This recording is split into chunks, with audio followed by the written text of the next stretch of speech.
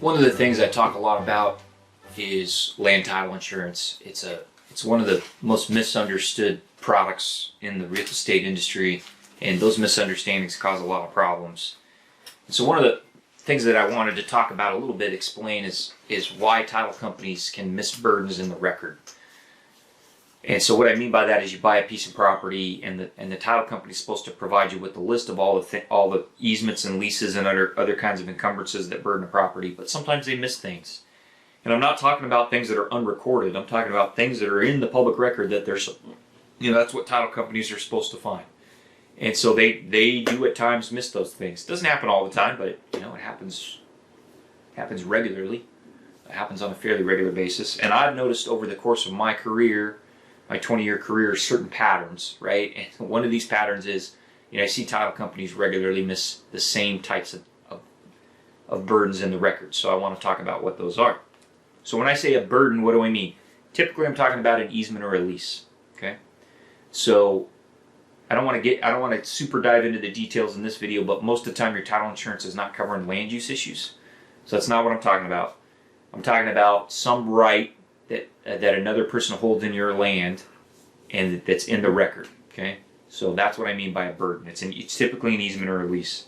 Okay, so what do I mean when I say in the record? Title companies miss burdens in the record. What I mean is it's in a recorded deed or other instrument that's filed at the clerk and recorder, or it's on a filed survey map. So it is in publicly available land records that everybody can find, and title companies are supposed to check that stuff. So why is it important? Why is it important when a title company misses a burden that's in the record? Well, it's important because burdens almost always reduce the value of land. Okay, so if you've based a potential purchase or a purchase decision on a certain value based on the list of burdens that the title company gave you, and then you discover that there's a burden that they missed, that's going to have a negative impact on the value of your land, right? And those burdens can seriously impact what you might be able to do with the property. So not only can they impact the value, but they can place major restrictions on what you can do with the land. I remember an example that came up a couple years ago. I got a call from somebody. He owned a beautiful custom home on a large lot in the Bay Area, and he had just bought it, and he wanted to put in a big Olympic pool, Olympic-sized swimming pool. Liked to swim, I guess. And I pulled the subdivision map for his property and saw that 2/3 of his property was in a conservation easement. So most of this lot was wooded. It was in some wooded foothills. And I had to call him and tell him, hey, I don't think you're going to be able to put your Olympic pool in. You need to check with your county, but looks like a big chunk of this parcel is in the conservation easement. And that didn't show up in the title report, and he was upset, right? And he had a right to be upset. So that's an example of what can happen. So there's 3 types of record burdens that land title companies miss.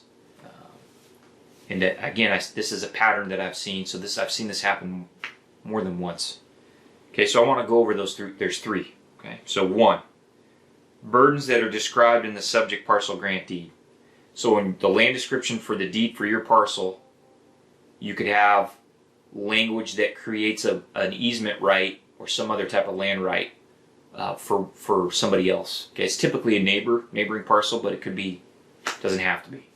Okay, so as an example, in my deed it says I've got all of lot A of parcel map 10-2 accepting access over the north 40 feet.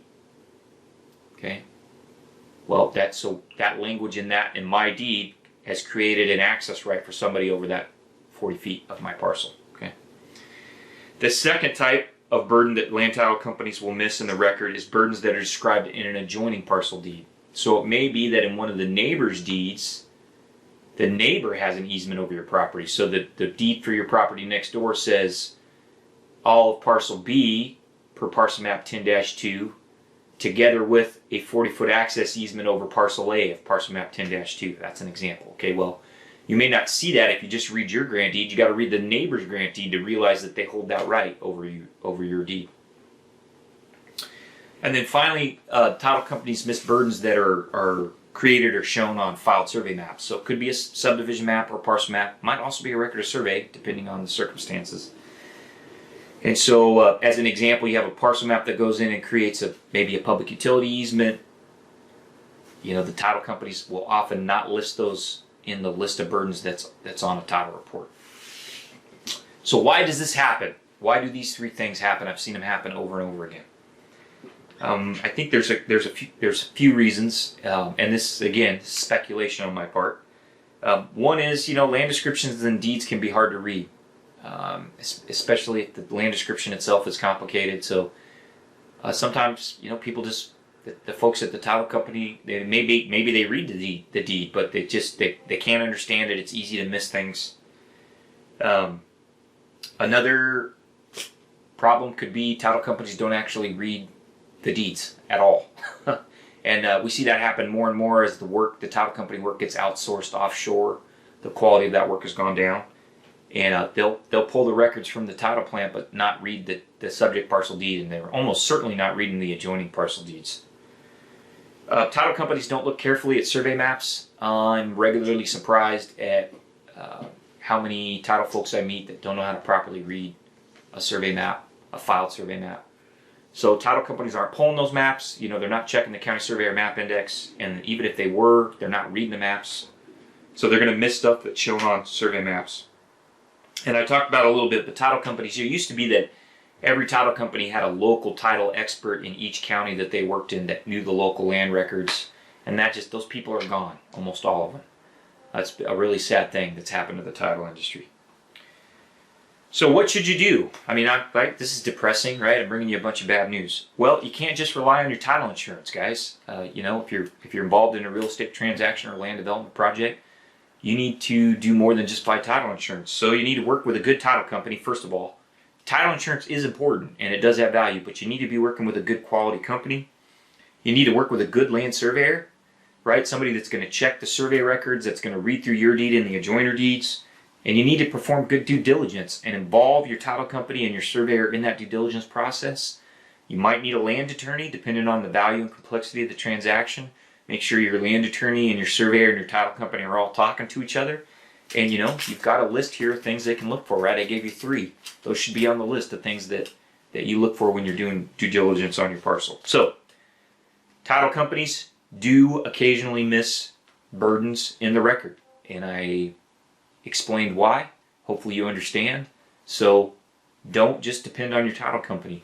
You need to work with a good land surveyor to make sure that you understand all of the land rights that potentially burden a piece of property before you buy it or develop it.